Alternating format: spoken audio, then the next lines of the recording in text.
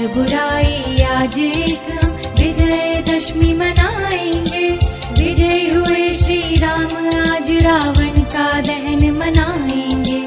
छोड़ बुराई आज एक हम विजयदशमी मनाएंगे।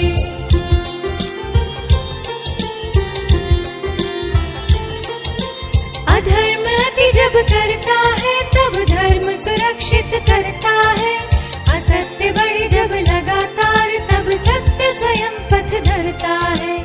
अधर्म अति जब करता है तब धर्म सुरक्षित करता है। असत्य बढ़े जब लगातार तब सत्य स्वयं पथ धरता है।